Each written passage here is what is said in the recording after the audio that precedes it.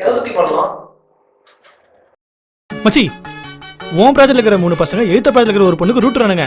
கடைசியில யார் உஷார் பண்றா? எப்படி நான் முத்தலா இருக்குதுண்ணா. மச்சி நைட்டு மொட்டை மாடியில் 3 பசங்க சராய்ச்சிட்டு இருக்காங்க. அப்போ திடீர்னு கரண்ட் போயிடுச்சு. அப்போ ஏதோ அமானுஷமாக நடக்குது. நான் பழசா இருக்குதுண்ணா. தம்பி, உனக்கு எப்படி தான்ப்பா வேணும்? நான் கொஞ்சம் ஃப்ரெஷ்ஷாக வேணும்ண்ணா.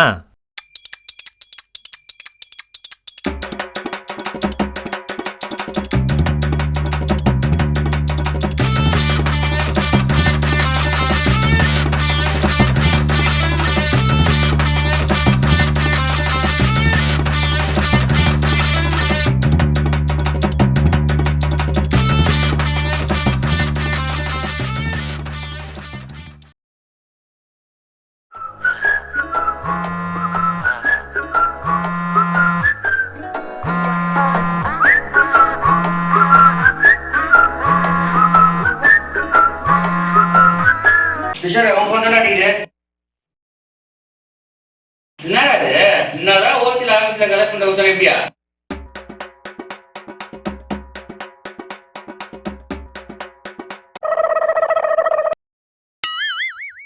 அதை விடுங்கண்ணே, நானும் ஐடியில் சேர்ந்து 2 வருஷத்துக்கு மேலே ஆகுது. இது வரைக்கும் அவுட்டிங்கு, ஃபன் ஆக்டிவிட்டின்னு சொல்லி ரங்கோலி, டான்ஸிங்கு, சிங்கிங்கு, டக்கா பார்னு ஏதோ காணும் பொங்கல் சிறப்பு நிகழ்ச்சி மாதிரி நடத்திட்டு வராங்க. இப்போ தான் முதல் தடவை ஷார்ட் ஃபிலிம் காம்படிஷன் நடத்துகிறாங்க. ஏதாவது பண்ணுனே. காய்கறி வாங்க போனானே திரும்ப வரும்போது ஷாக்காக வர மாதிரி ஒன்று பண்ணுனேன். மச்சான், இந்த FB காதல், வாட்ஸ்அப் கார்டில் ஸ்கைப் கல்யாணம், இந்த மாதிரி லேட்டஸ்ட் டெக்னாலஜி நிறைய கதை பண்ணடா. செம்மையாக இருக்கும். இந்த டெக்னாலஜி, இன்டர்நெட்டு இதெல்லாம் வச்சு நீ என்னென்ன கதை பண்ணலான்னு சொல்கிறியோ அதெல்லாம் விட அதெல்லாம் இல்லாமல் இருந்திருந்தா இன்னும் நிறையவே பண்ணலாம்டா. ஒரு விஷயம் உனக்கு தெரியாமலும் புரியாமலும் இருக்கிறதுக்குள்ளே தான்டா கதையே இருக்குது. இப்போல்லாம் ஒரு கேரக்டருக்கு ஒரு விஷயம் தெரியலன்னு சொல்கிறோன்னு வையேன், கூகுள் பண்ணால் தெரிஞ்சிருமேன்றாங்க. ஒரு கேரக்டரை கண்டுபிடிக்கணும்னு சொல்கிறோன்னு வையேன், அவங்க ஃபோன் நம்பர் மட்டும் இருந்தால் போதும் ஜாதகத்தையே கண்டுபிடிச்சிடலான்னு சொல்கிறாங்க. உன் கையில் இருக்கிற ஸ்மார்ட் ஃபோனை வச்சுக்கிட்டு உங்ககிட்டேருந்து எந்த விஷயத்தை மறைக்க முடியும் சொல்லு? 20 வருஷத்துக்கு முன்னாடியே இந்த சோஷியல் சைட்ஸ்லாம் வந்திருந்தா காதல் கோட்டைன்ற ஒரு படம் ஃபீஸிபிள் ஸ்டடியிலே ஃபெயில் ஆகிருக்கும் வச்சு.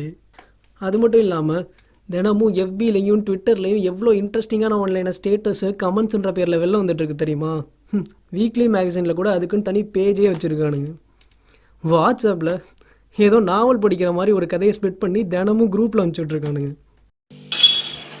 ஆமாம் மச்சி, ஆஃபீஸ் கூட கான்ஃபரன்ஸ் கொடுக்குற பேரில் ஃப்ரைடே ஆனால் மோட்டிவேஷன் சொல்லி கொடுத்து சாவடியாண்டா. இப்படி தான் மச்சி, சினிமா சம்மந்தப்பட்ட பல விஷயங்கள் தினமும் ஸ்ப்ளிட் ஆகி ஏதோ ஒரு வகையில் நம்மளை வந்து சேர்ந்துக்கிட்டே இருக்குது. அதனால தான் இப்போ ஒரு படம் பார்க்கும்போது இதை நான் அதில் படிச்சிருக்கேனே, இதை நான் யூடியூப்பில் பார்த்துருக்கேனேன்னு பல விஷயங்கள் நமக்கு பழசாவே தெரியுது. ஏற்கனவே தமிழ் சினிமாவுக்கு 80 வயசு ஆயிடுச்சான். இந்திய சினிமாவுக்கு 100 வயசும் உலக சினிமாவுக்கு 125 வயசும் ஆயிடுச்சான்.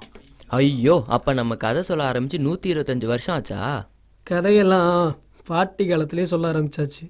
இந்த ஹாரரு, காமெடி, ரொமான்ஸு, ஆக்ஷனு இந்த மாதிரி பல ஜெனரோட பேஸெல்லாம் இந்த ஃபீல்டோட ஜாம்பவான்கள் எப்போவோ தொட்டுட்டாங்கடா. சிம்பிளாக சொல்லணுன்னா நம்ம புதுசுன்னு நினைக்கிற பல விஷயங்கள் நமக்கு தான் புதுசு, ஆனால் பொதுவாக பழசு. என்ன சொல்ல வர்ற? இனிமேல் சினிமான்ற மீடியத்தில் புதுசாக எதுவுமே வராதுன்னு சொல்ல வரியா? டேய், அப்படி இல்லைடா. டேய், இப்போ 3 நிமிஷம் இதான்டா முக்கிய சொல்லிட்டு இருந்தேன். மச்சான் இப்போ புதுசாக ஏதோ சொல்லி நம்ம ட்விஸ்ட் பண்ண பார்க்குறான். எல்லாம் அவனே கீனாக வாட்ச் பண்ணுங்க. டேய், 12 வருஷமாக நம்ம ரீமேக் டைரக்டர்னு சொல்லிட்டு இருந்த ஒருத்தர் தனி ஒரு ஒன்று ஃப்ரெஷ்ஷாக பண்ணுறாருல. 2 சேரி பசங்களை வச்சுக்கிட்டு காக்கா முட்டைன்னு ஒன்று பண்ணி நேஷ்னல் அவார்டு அடித்தாங்கல்ல. அந்த மாதிரி நம்ம சொல்ல வேண்டிய மிச்சம் டெஃபினட்டாக நம்மளை சுற்றி எங்கேயும் இருந்துக்கிட்டே இருக்கும்டா. அதை கரெக்டாக பிடிக்கும்போது அதை வச்சு ஒன்று பண்ணலாம். அதுக்குன்னு எல்லாமே ஃப்ரெஷ்ஷாக வேணும்னா எப்படி?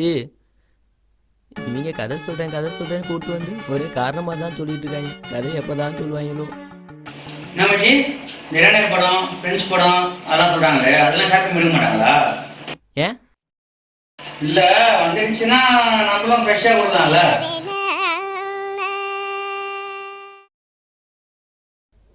மச்சி, நம்ம டார்கெட் ஆடியன்ஸ் யார்? நம்ம ப்ராஜெக்டில் இருக்கிற 200 பேர். செலவு பண்ணுறதுனால 10 பைசா நமக்கு திரும்ப கிடைக்க போகிறதில்ல. நம்ம கிட்டே இருக்கிற டைம் லைன் 12 நாள். கிட்டே இருக்கிற ரிசோர்ஸஸ் தோ இந்த நடிகர் திலகம், இந்த காமெடி சூப்பர் ஸ்டார், நம்ம ஆக்ஷன் ஹீரோ. நம்ம கிட்டே இருக்கிறத வச்சு நம்ம ரசிக்கிற மாதிரி நம்மளால் என்ன பண்ண முடியுமோ அதை பண்ண ட்ரை பண்ணுவோம். இல்லை மச்சான், சோஷியல் சைட்ஸ்லாம் கமெண்ட் பண்ணுவாங்களேன்னு சொன்னேன். ஐயோ, இந்த ஃபேஸ்புக்கு ட்விட்டர் எல்லாம் படத்தை பார்த்துட்டு கட்டுரை எழுதுறவங்களாம் யார்? ஆஃபீஸில் ஏர் அண்ட் மேனேஜர் மீட்டிங்கில் புதுசாக இன்னோவேட்டிவாக என்ன பண்ணீங்கன்னு கேட்கும்போது பேந்தன்னு பார்த்துட்டு பல்ல காட்டிட்டு வர நம்ம பயிலுக்கு தானே.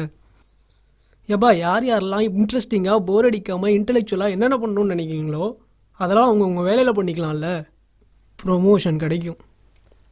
Correct bro. அது மட்டும் இல்லாமல் நம்ம படத்தை யாரும் தேட்டரில் போய் பார்க்க போகிறது இல்லையே. அப்படி பார்த்தா தான் கஷ்டப்பட்டு சம்பாதிச்சு 120 ரூபா போச்சுன்னு பக்கமாக பேசுவாங்க. சரி, அப்படி என்ன தான் கஷ்டப்பட்டு சம்பாதிச்சாங்க ஆஃபீஸ் பக்கம் போய் எட்டி பார்த்தோன்னு வைங்களேன், அங்கே உட்காந்து குழந்தையாக்கு டிக்கெட் புக் பண்ணிட்டு இருப்பாங்க. ஐயோ காஜஸ்டா நீங்களாம்.